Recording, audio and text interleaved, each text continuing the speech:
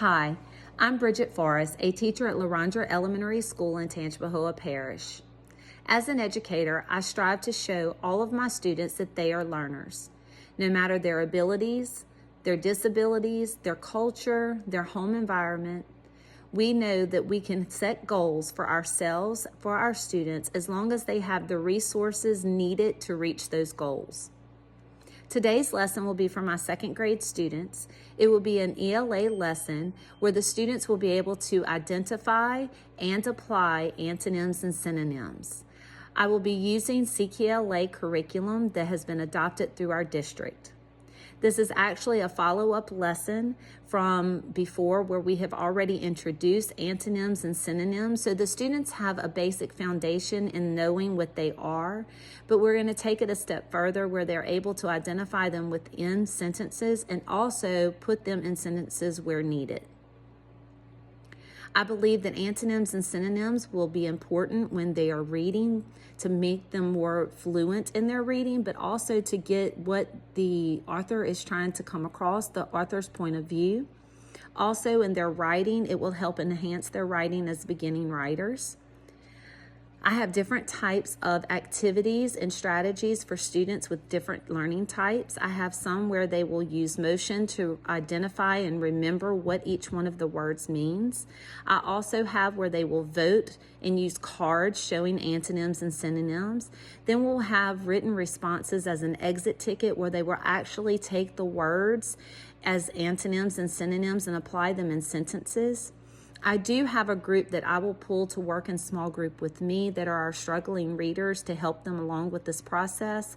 And the rest of the students will be released to work with partners and groups on their own.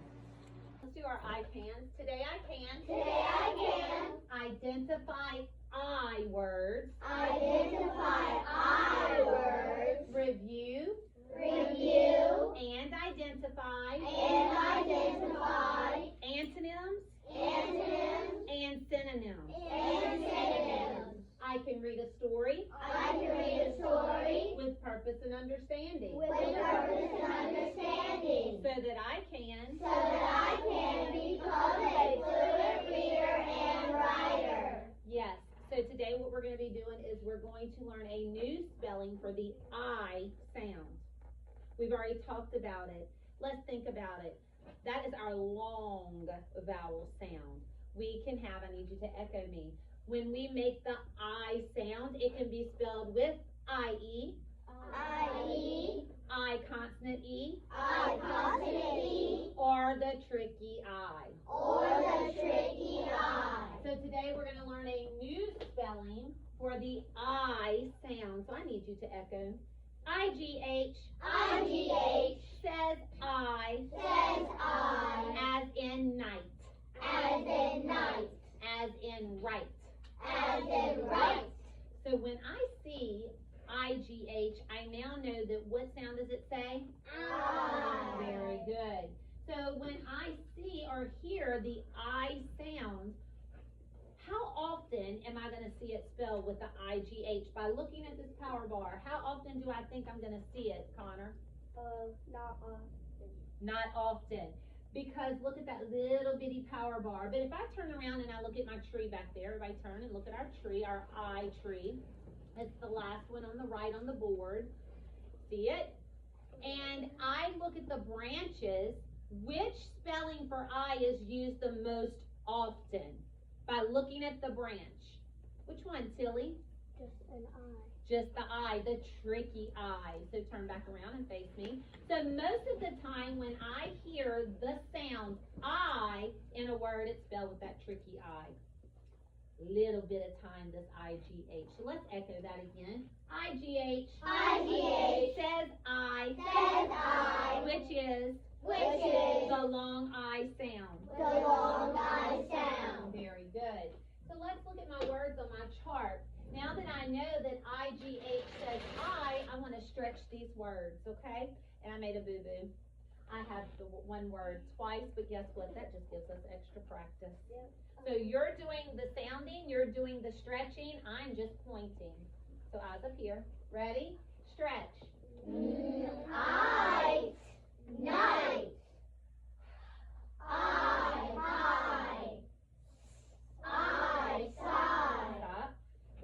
about that? Everybody do this. That's a sigh. So now you know what that word means. When you let out a breath, you sigh. Next word, watch my finger. You're tracking. Go. Ice, light, ice, might, ice, night, ice, right. Very good. Let's look at our anchor charts that stay up. We have synonym and we have antonym. So echo. Antonym. Antonym Means opposite. means opposite. Synonym Synonym means the same. means the same. So if I say antonym, it is what? The. Opposite.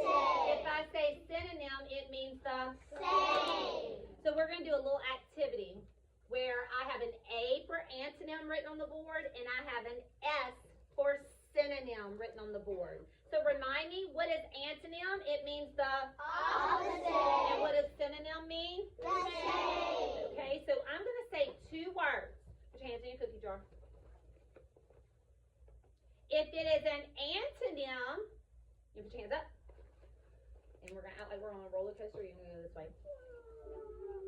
Hands up. If it's a synonym, you're going to go this way.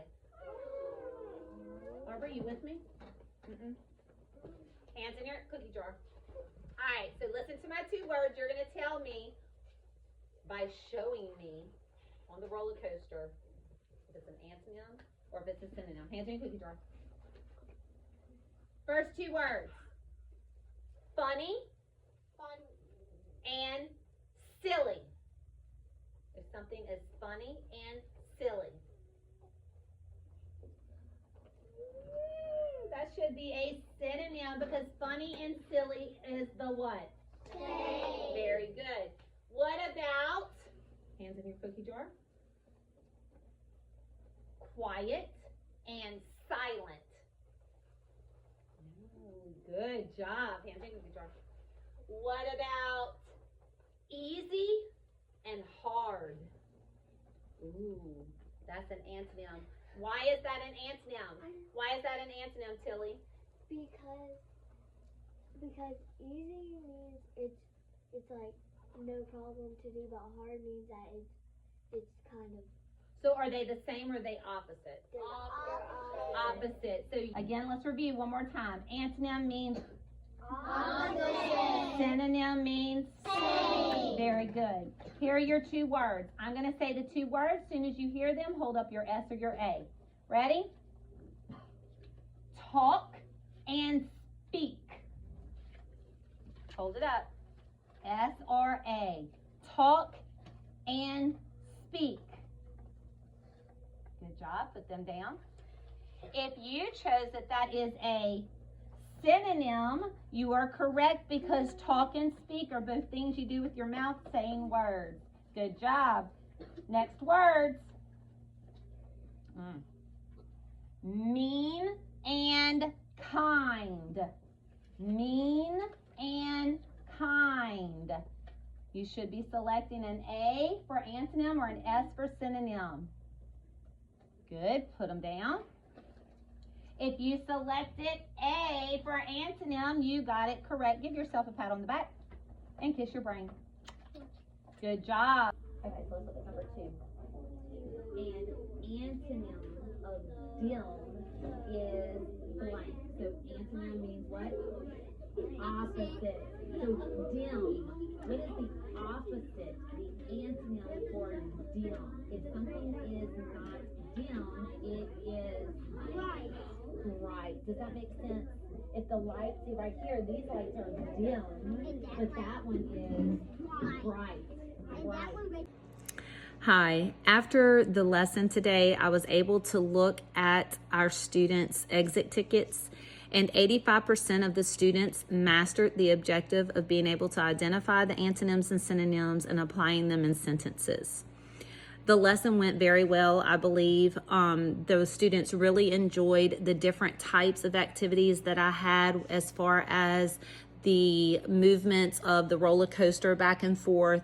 Also, they enjoyed being able to show the difference and voting on if it was an antonym or synonym with the cards. The students will now have the opportunity to show their knowledge. We have a weekly test, and there will be a portion that will have the antonyms and synonyms that they have to match and then therefore use into a sentence, just like we practiced today in the lesson. Next time I would maybe give the students who are a little bit better with this skill a little bit more independent practice that they could work with their partners along with doing some more independent practice.